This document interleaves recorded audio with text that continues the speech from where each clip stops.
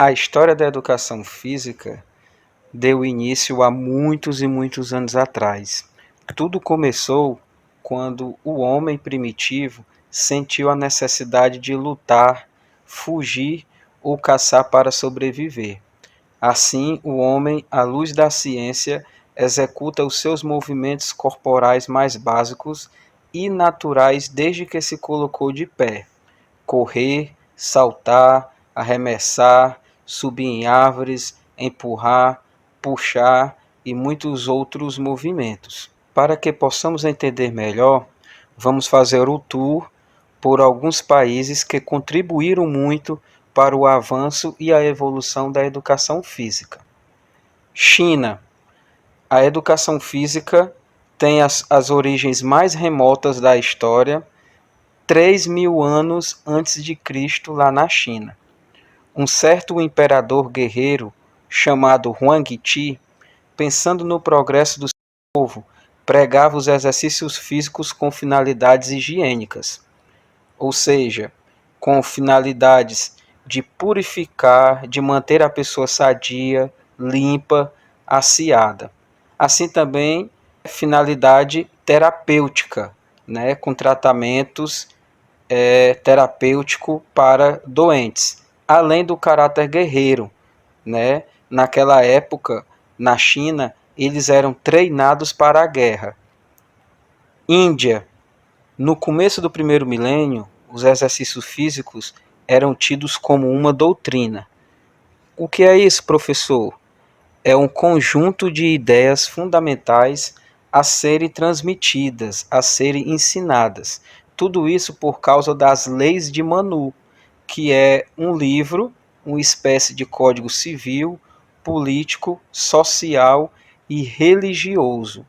Tudo que era permitido e o que também não era permitido existia dentro deste livro e tinha que ser seguido à risca. Eram indispensáveis as necessidades militares, além do caráter fisiológico, que é o bom funcionamento do organismo. Buda atribuía os exercícios o caminho da energia física, a pureza dos sentimentos, a bondade e o conhecimento da ciência para a suprema felicidade do Nirvana. Nirvana significa estado de ausência total de sofrimento. Então, como vocês sabem, Buda era um deus, né, considerado um deus, até hoje é considerado um deus lá na Índia. O yoga, ele tem as suas origens na mesma época, retratando os exercícios ginásticos no livro Yajurveda, que além de um aprofundamento da medicina, ensinava manobras massoterápicas. Tá, pessoal? A massoterapia é um conjunto de manobras manuais para alívios de dores e bem-estar em geral, né? Como vocês podem ver aí, a educação física ela sempre foi muito importante. Japão. A origem do desenvolvimento das civilizações sempre esbarra na importância dada à educação física, quase sempre ligados aos fundamentos médicos e higiênicos, fisiológicos, morais, religiosos e guerreiros, além das práticas guerreiras feudais, que são os samurais.